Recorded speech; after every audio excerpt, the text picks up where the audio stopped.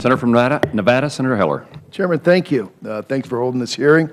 It's an unusual topic, to say the least, but one I think just as important as it is odd. And I want to thank all the witnesses for being here, taking time out of your day to help us better understand where we're trying to go on this. If I have a Microsoft Fitband, now whether it's mine or a member of my staff sitting behind me, I'm not going to tell you. But you know, there's a tremendous amount of information you get out of this Fitband. I'm looking at downloading how many steps. I'm downloading sleeping habits. I can tell how many hours slept, how many times you woke during the night, what the efficiency of the sleep was, and I don't even know what that means. How many calories burned while you're sleeping for those 8 hours. It's incredible the amount of information that you get out of one of these Fitbands.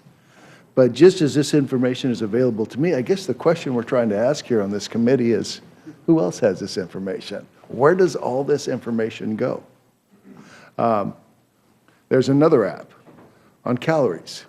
Tells you what you ate, links the two programs together, tells you how much you're exercising, how much you're eating, and at the end of the day, you're, I guess, figuring out whether you're making progress or not.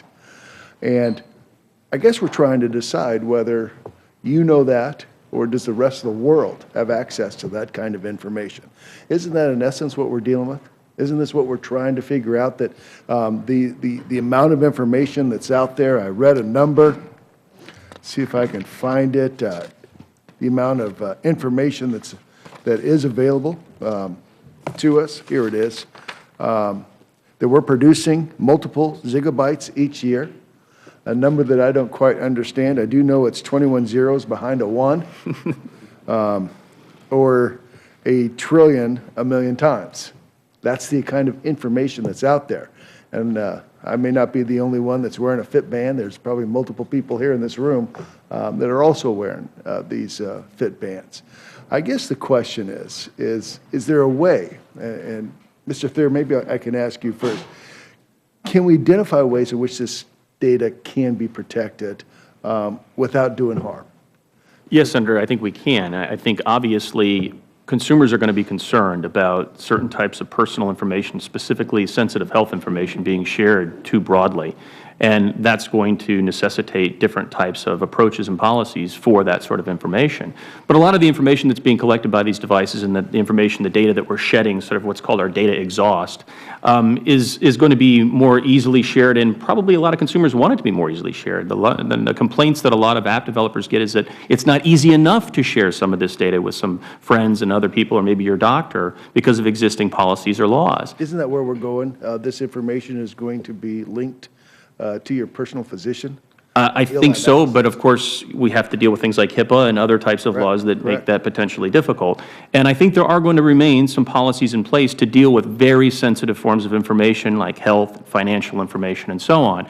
But I think for the most part, there's a really delicate balance here, because a lot of consumers are going to want to have more personalization and customization in their devices so they can learn and share even more about themselves with friends, colleagues, physicians, and others. So that's the balance we have to walk here. Mr. Brookman, how does this happen? How do we make this happen without harming innovation? Yeah, I think Fitbit's actually a really good example. That you're creating a lot of really personal, interesting information, but you kind of want to have control over it, right? You don't necessarily want the world to know what your heart rate is, and then people might be able to do really interesting research on it, but you don't necessarily want to be everyone's guinea pig. And I think Fitbit actually understands that. They actually have a really good rule in their privacy policies. Well, you're creating really a lot of information, but it's yours, right? You're in control over it. We're not going to sell it to data brokers, and I think that should probably be the default, especially for really sensitive stuff like this. If you want to sell it to somebody or make it available to researchers, just get my permission for it. If you want to sell it to data brokers and say, hey, we'll give you $5 off your Fitbit, that's fine. Make a value proposition for it, right? And so I think, for things that would be surprising or confusing to a consumer, I think there should be a little more obligation to say, okay, here's what you're going to do. It's your device. You paid for it. Make a decision about what you want to do. Yeah. Thank you very much for your comments. Again, I want to thank the panel for being here. Chairman, I support where Chairman Thune's coming from on this particular issue, trying not to do harm without harming innovation as we wrestle with the very issues that the panel and I discussed today. So anyway, thank you for Thank you, Senator minutes. Heller. Senator from New Jersey.